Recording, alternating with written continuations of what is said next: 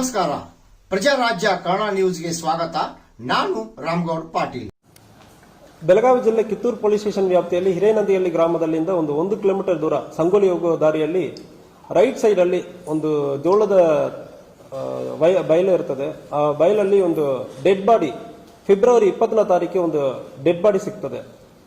ಆ dead body ಸುಮಾರು 4 ರಿಂದ 5 ದಿವಸ ಆಗಿರೋ ತರ ಕಾಣ್ತಾ ಇತ್ತು. ಅದರಲ್ಲಿ ಡೌಟ್ ಬಂದ ನಂತರ ನಮ್ಮ ಕಿತ್ತೂರು ಸಬ್ ಇನ್ಸ್ಪೆಕ್ಟರ್ ಪ್ರವೀಣ್ ಅವರು ಫಸ್ಟ್ ಹೋಗ್ತಾರೆ.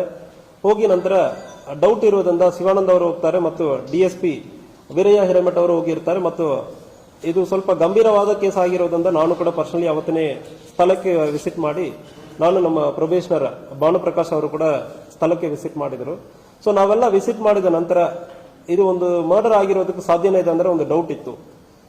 ಸೊ ಫಸ್ಟ್ ಇದು ಪರ್ಸನ್ ಯಾರಂದ್ರೆ ನಾವು ಐಡೆಂಟಿಫೈ ಮಾಡುವಾಗ ಅವತ್ತು ಸಾಯಂಕಾಲನೇ ಇವರು ಕಲ್ಮೇಶ್ ಕೊಟ್ಟಿ ಒಂದು 45 ವರ್ಷ ಹಿರೇನಂದಿಹಳ್ಳಿ ಗ್ರಾಮದವರು ಅಂದ್ರೆ ಗೊತ್ತಾಗಿದೆ. ಸೊ ಇವರ ಹಿನ್ನೆಲೆಯಲ್ಲಿ ನಾವು ಚೆಕ್ ಮಾಡುವ ಸಂದರ್ಭದಲ್ಲಿ ಕೇಸನ್ನು ಸಂಪೂರ್ಣವಾಗಿ ನಾವು ವಿಚಾರಣೆ ಮಾಡುವ ಸಂದರ್ಭದಲ್ಲಿ ಅವರ ವೈಫ್ ಮತ್ತು ಫ್ಯಾಮಿಲಿ ಬಗ್ಗೆ ಫಸ್ಟ್ ತಿಳ್ಕೊಳ್ಳುವ ಸಂದರ್ಭದಲ್ಲಿ ಅವರ ವೈಫ್ ಕಸ್ತೂರಿ ಕೊಟ್ಟಿ ಮತ್ತು ಕಿರಣ್ ಕೊಟ್ಟಿ ಅವರಿಗೆ ಆ ಘಟನೆ ಆಗಿರೋ ಒಂದು 5 ದಿವಸ ಹಿಂದೆ ಒಂದು ರಾತ್ರಿಯಲ್ಲಿ ಕಾಲು ಹೋಗಿರುತ್ತದೆ. ಅದ್ರ ಪ್ರಕಾರ ನಾವು ಕೇಸನ್ನು ತನಿಖೆಯನ್ನು ಮುಂದುವರೆಯುವ ಸಂದರ್ಭದಲ್ಲಿ ಈ ಕೇಸಲ್ಲಿ ಈ ಕಲ್ಮೇಶ್ ಕೋಟಿ ಅವರಿಗೆ ಒಂದು 3 ಎಕರೆ ಜಮೀನು ಹಿರೇನಂದಿಹಳ್ಳಿ ಗ್ರಾಮದಲ್ಲಿ ಇದೆ. ಇವರು ತುಮಕೂರಲ್ಲಿ ಕೆಲಸ ಮಾಡ್ತಾ ಇರ್ತಾರೆ. ಈ ಕಲ್ಮೇಶ್ ಕೋಟಿ ಈ ಜಮೀನನ್ನು ಹಸ್ಬೆಂಡ್ ಅಂಡ್ ವೈಫ್ ಈಗ ಸುಮಾರು 12 ವರ್ಷದಿಂದ ಸೆಪರೇಟ್ ಆಗಿದ್ದಾರೆ. ಅವರು ತರ್ಲಘಟ್ಟ ಕುಂದಗೋಳ ಧಾರವಾಡ ಅಲ್ಲಿ ಇದ್ದಾರೆ. ವೈಫ್ ಸೆಪರೇಟ್ ಆಗಿದ್ದಾರೆ. ಈ ಕಲ್ಮೇಶ್ ಕೋಟಿಗೆ 3 ಎಕರೆ ಜಮೀನನ್ನು ಕೂಡ ಮಾರಾಟ ಮಾಡೋದಕ್ಕೆ ಇಷ್ಟ ಇಲ್ಲ. ಆದರೆ ಇವರು ವೈಫ್ ಇನ್ನೊಬ್ಬರಕ್ಕೆ ಮಹೇಶ್ ಅಂಬಣ್ಣವರ್ ಎಂಬುವರಿಗೆ ಮಾರಾಟ ಮಾಡೋದಕ್ಕೆ ಅಗ್ರಿಮೆಂಟ್ ಮಾಡ್ತಾರೆ. ಅವರ ಕಡೆಯಿಂದ ಒಂದು 9 ಲಕ್ಷ ನನ್ನ ಹಸ್ಬೆಂಡ್ ಕಡೆಯಿಂದ ನನಗೆ ಜಮೀನು ಮುಂದಿನ ದಿವಸಗಳಲ್ಲಿ ಬರ್ತದೆ, ಬರೋ ಸಂದರ್ಭದಲ್ಲಿ ಆ ಜಮೀನನ್ನು ನಿಮಗೆ ಬರೆದು ಕೊಡ್ತೀನಿ ಅಂದ್ರೆ ಒಂದು 9 ಲಕ್ಷವನ್ನು ಕಲ್ಮೇಶ್ ಕೋಟಿ ಅವರ ವೈಫ್ ಕಸ್ತೂರಿ ಕೋಟಿ ಅವರು ತಗೊಳ್ತಾರೆ. ತಗೊಂಡು ಸುಮಾರು ದಿವಸ ಆದ ನಂತರ ಕೂಡ ಇವರು ಜಮೀನು ಸಿಗ್ತಾ ಇಲ್ಲ, ಹಣನೂ ಸಿಗ್ತಾ ಇಲ್ಲ. ಮಹೇಶ್ ಅಂಬಣ್ಣವರು ಈ ಸಂದರ್ಭದಲ್ಲಿ ಮತ್ತು ಪ್ರೆಷರ್ ಹಾಕುವ ಸಂದರ್ಭದಲ್ಲಿ ಕಸ್ತೂರಿ ಕೋಟಿ ಮತ್ತು ಅವರ ಮಗನ ಆಯ್ತು, ಈಗ ನಾವು ಹಣ ಕೊಡಕ್ಕಾಗಲ್ಲ, ಈಗ 15ನೇ ತಾರೀಕು ಫೆಬ್ರವರಿ 15ನೇ ತಾರೀಕು ಊರಲ್ಲಿ ಒಂದು ಹಬ್ಬ ಆಗುವ ಸಂದರ್ಭದಲ್ಲಿ ಊರಿಗೆ ಬಂದಿರ್ತಾರೆ. ಆ ಸಂದರ್ಭದಲ್ಲಿ ಈಗ ಗಂಡನನ್ನು ನೀವು ಮುಗಿಸ್ಬಿಡ್ತಾರೆ ಜಮೀನು ನನಗೆ ಬರ್ತದೆ, ಅದು ಮೂಲಕ ನನಗೆ ಜಮೀನು ಬಂದ್ಬಿಡ್ತಂದ್ರೆ ನಾನು ಜಮೀನನ್ನು ನಿಮಗೆ ಬರೆದು ಕೊಡ್ತೇನೆ ಅಂದ್ರೆ ಹೇಳ್ತಾರೆ. ದೆನ್ ಇವರು ಕೊಲೆ ಮಾಡೋದಕ್ಕೆ ಕಲ್ಮೇಶ್ ಕೋಟಿಯನ್ನು ಕೊಲೆ ಮಾಡೋದಕ್ಕೆ ಮಹೇಶ್ ಅಂಬಣ್ಣವರು ಅವನ ಫ್ರೆಂಡ್ ಮುದುಕಪ್ಪ ಕೋಲ್ಕರ್ ಇಬ್ಬರು ಪ್ಲಾನ್ ಮಾಡಿಕೊಂಡು ಪರಿಚಯ ಇರೋವನೇ ಅದರಿಂದ ರಾತ್ರಿ 12 ಗಂಟೆಗೆ 16ನೇ ತಾರೀಕು ರಾತ್ರಿ 12 ಗಂಟೆಗೆ ಹೋಗಿ ಕುಡಿಯೋಣ ಅಂದ್ರೆ ಕರ್ಕೊಂಡು ಹೋಗಿ ಮಹೇಶ್ ಅಂಬಣ್ಣವರ ಜಮೀನಲ್ಲಿ ಫಸ್ಟ್ ಕುಡಿತಾರೆ. ಕುಡಿದ ನಂತರ ಕುತ್ತಿಗೆಗೆ ಒಂದು ಹಗ್ಗ ಹಾಕಿ ಸ್ಟ್ರಾಂಗ್ಯುಲೇಟ್ ಮಾಡ್ತಾರೆ.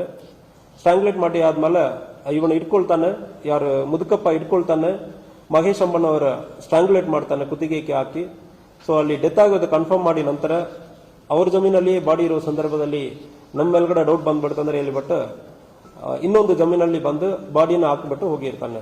ಬಾಡಿಯನ್ನು ಹಾಕಿಬಿಟ್ಟು ಅಲ್ಲಿ ಒಂದು ಸೆಂಬಿನಲ್ಲಿ ನೀರು ಹಾಕಿಬಿಟ್ಟು ಏನೋ ಟಾಯ್ಲೆಟ್ ಬರೋದಕ್ಕೆ ಬಂದಿರೋ ತರ ಅಲ್ಲಿ ಏನೋ ಹಾರ್ಟ್ ಅಟ್ಯಾಕ್ ಆಗಿ ಡೆತ್ ಆಗಿರೋ ತರ ಒಂದು ಸೀನ್ ಕ್ರಿಯೇಟ್ ಮಾಡೋದಕ್ಕೆ ಪ್ರಯತ್ನ ಮಾಡಿದ್ದಾನೆ. ಆದರೆ ಕೂಡ ಈ ಕೇಸಲ್ಲಿ 4 ಜನನ್ನು ಕೂಡ ನಾವು ಈಗ ಅರೆಸ್ಟ್ ಮಾಡಿದೀವಿ.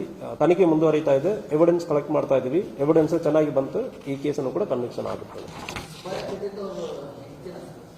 ಸುಪಾರಿ ಕೊಟ್ಟಿಲ್ಲ. ಇದು ಹೆಂಡತಿ ಅಕ್ಯೂಸರ್ ಕಡೆಯಿಂದ ಜಮೀನು ಮಾರಾಟ ಮಾಡ್ತೇನೆ ಅಂದ್ರೆ ದುಡ್ಡು ತಗೊಂಡಿರ್ತಾರೆ. ಸೊ ಆದ್ರೆ ಕೂಡ ಜಮೀನು ಇರೋದು ಗಂಡನ ಹೆಸರಲ್ಲಿ. ಗಂಡನ ಸತ್ತಾದ್ಮೇಲೆ ಹೆಂಡತಿಗೆ ಜಮೀನು ಬರ್ತದೆ. ಸೊ ಈಗ ಗಂಡನ ಸಾಯಿಸುವಾಗಲೇ ನಮಗೆ ಜಮೀನು ಬರ್ತದೆ ಅಂದ್ರೆ ಇವನು ಸಾಯಿಸಿರ್ತಾನೆ. ಸೊ 4 ಜನ ಮಹೇಶ್ ಅಂಬಣ್ಣವರ್, ಮುದುಕಪ್ಪ ಕೋಳ್ಕರ್, ಕಸ್ತೂರಿ ಕೊಟ್ಟಿ ಮತ್ತು ಕಿರಣ್ ಕೊಟ್ಟಿ. ಮಗನು ಕೂಡ ಇದರಲ್ಲಿ ಇನ್ವಾಲ್ವ್ ಆಗಿರೋದು ಕಂಡು ಬಂತು. ಮಗನು ಗೌಣದಲ್ಲಿ ಇತ್ತು. ಕನ್ಸ್ಪಿರಸಿಯಲ್ಲಿ ಕೊಲೆ ಮಾಡುವುದಲ್ಲಿ ಇಲ್ಲ, ಗೊತ್ತಿರುತ್ತದೆ. ತಾಯಿ ವೈಫ್ ಮತ್ತು ಮಗನು ಇಬ್ಬರಿಗೂ ಕೂಡ ಗೊತ್ತಿದೆ. ಎಲ್ಲರೂ ಅರೆಸ್ಟ್ ಆಗಿದ್ದಾರೆ, 4 ಜನನು.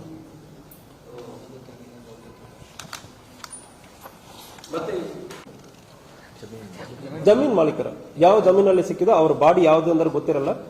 ಸೊ ಪತ್ತೆ ಮಾಡಿ ಅಂದ್ರೆ ತನಿಖೆ ಮಾಡಿ ಅಂದ್ರೆ ಇಲ್ಲಿ ನಮಗೆ ಕಂಪ್ಲೇಂಟ್ ಕೊಟ್ಟಿದ್ದಾರೆ. ಡೈವರ್ಸ್ ಆಗಿರಲಿಲ್ಲ ಅಂದ್ರೆ ಇವರು ಮತ್ತೆ ಬಾಡಿ ಐಡೆಂಟಿಫಿಕೇಶನ್ ಬಂದಾಗೂ ಏನು ಹೇಳಿಲ್ಲ. ಸೊ ಯಾವುದು ಹೇಳಿಲ್ಲ, ಇನಿಷಿಯಲಿ ನಮಗೆ ಯಾವುದೂ ಹೇಳಿಲ್ಲ. ಅಂದ್ರೆ ತಮಗೇನು ಗೊತ್ತೇ ಇಲ್ಲ ಅನ್ನೋ ತರ ಡ್ರಾಮಾ ಮಾಡಿದ್ರು. ಕರೆಕ್ಟ್. ನೆಕ್ಸ್ಟ್ ಕೇಸ್ ಹೋಗೋಣ. ಯಾವುದು ಎವಿಡೆನ್ಸ್ ಇರಲಿಲ್ಲ ಸರ್ ಅದು ಹೆಂಗೆ?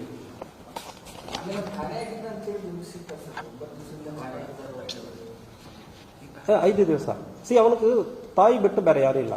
ಅವನಕಂದ್ರ ಮಾತಾಡೋದು ಊರಲ್ಲಿ ತಾಯಿ ಬಿಟ್ಟು ಯಾರಿಲ್ಲ. ತಾಯಿಗೆ ಡಿಮೆನ್ಷಿಯಾ, ನೆನಪು ಬರಲ್ಲ. ಸೊ ಅವನ ಪರವಾಗಿ ಕಂಪ್ಲೇಂಟ್ ಕೊಡೋದಕ್ಕೆ ಯಾರು ಇಲ್ಲ. ಹೆಂಡತಿ ಮಗನ ಅವರು ಬೇರೆ ಕಡೆ ಇದ್ದಾರೆ, ನಮಗೆ ಇದಕ್ಕೂ ಗೊತ್ತೇ ಇಲ್ಲ ಅಂದ್ರೆ ಅವರು ಇದ್ದಾರೆ. ಸೊ ಅದರಿಂದ ಕೇಸ್ ಫಸ್ಟ್ ಕೇಸ್ ರಿಜಿಸ್ಟರ್ ಆಗಿಲ್ಲ, ಅವನು ಕಾಣಿಯಾಗಿರೋದು. ಸೊ ಅವನು ತುಮಕೂರಲ್ಲಿ ಕೆಲಸ ಮಾಡ್ತಾ ಇದ್ದಾನೆ. ಸೊ ಯಾರಿಗೂ ಗೊತ್ತಿರಲ್ಲ ಅವನು ಎಲ್ಲಿ ಹೋಗಿದ್ದಾನೆ. ಸೊ ಜನರಲಿ ಹಬ್ಬ ಮುಗಿದಾದ್ಮೇಲೆ ಅವನು ತುಮಕೂರು ಹೋಗ್ತಾನೆ. ಸೊ ಅದರಿಂದ ಯಾರು ತಲೆ ಕೆಡಿಸ್ಕೊಳ್ಳಲ್ಲ, ಅವನ ನೋಡುವುದಕ್ಕೆ ಹೇಳೋದಕ್ಕೆ ಯಾರು ಇಲ್ಲ. ಅದರಿಂದ ಈ ಘಟನೆ ಆಗಿದೆ. ಸೊ ಮರ್ಡರ್ ಆದ ಜಾಗದಲ್ಲಿ ಇಬ್ಬರು ಇರ್ತಾರೆ, ಇಬ್ಬರು ಸೇರಿ ಮರ್ಡರ್ ಮಾಡ್ತಾರೆ. ಜಮೀನು ಕಾಯಿ ಹಣ ಕೊಟ್ಟಿದ್ದಾನಲ್ಲ ಅವನು ಮತ್ತು ಅವನ ಫ್ರೆಂಡ್ ಇಬ್ಬರು ಸೇರಿ ಮರ್ಡರ್ ಮಾಡಿರ್ತಾರೆ. ವೈಫಿಗೆ ರಿಲೇಷನ್ ಆಗ್ಬೇಕಾ ಅಥವಾ ದೂರದ ರಿಲೇಷನ್, ಒಂದೇ ಊರಿನವರ